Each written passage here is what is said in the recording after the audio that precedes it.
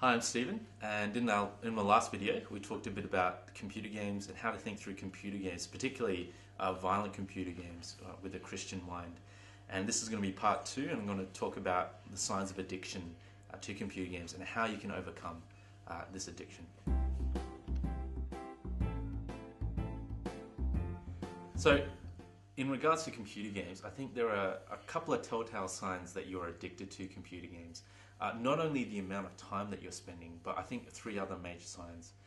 Firstly, the first sign I think is whether you're using computer games to escape reality.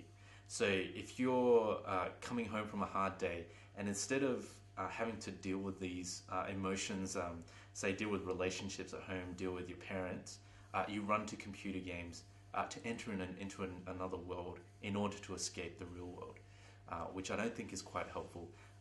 And I think all these signs work together. So the first one being you use computer games to escape reality.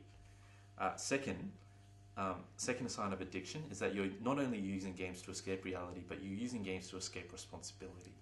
So instead of helping out around the home or actually just maturing as a person, maturing as a man in particular, you're constantly playing computer games and prolonging your adolescence, which I don't think is healthy, and I don't think is a mark of a biblical man as well. And thirdly, the third sign of addiction is consider how you react whenever your games are interrupted.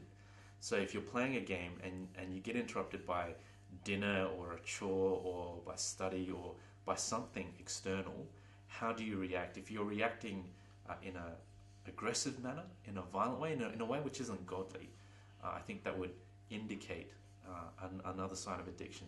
So these 3 things I think would indicate addiction on top of the amount of time that you spend playing. Using it to escape reality, using it to escape responsibility, and using games and how you react when your games get interrupted.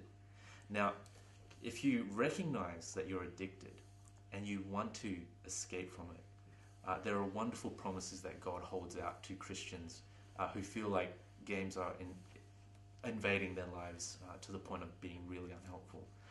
I think firstly you've got to cling on to the fact that God is good, and that the closer that you draw to God and the more joy you grow in your life, in your relationship with God, the less these things will have a hold and an effect on you. Finding an accountability partner and tossing games away if need be, these are good things, these are great things. But the number one thing in order to break any hold of any addiction is firstly to recognize that God, as displayed in all His glory in Jesus Christ, can help you break free. And as you draw closer, and as you grow in your understanding of God, as you draw closer to Him, and as your joy in God increases, you'll find these things having less of a hold. And hopefully then you can begin the process of repenting, essentially, turning away from sin, turning away from addiction, and turning to a great and glorious God who holds out so much promise of joy.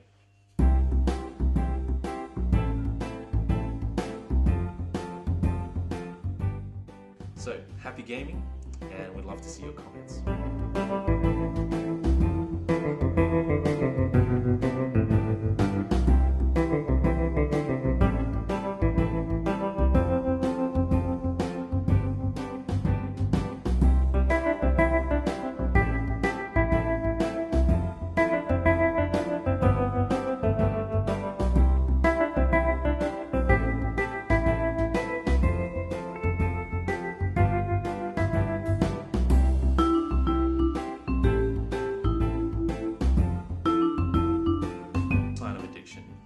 To computer games is essentially, let me restart that.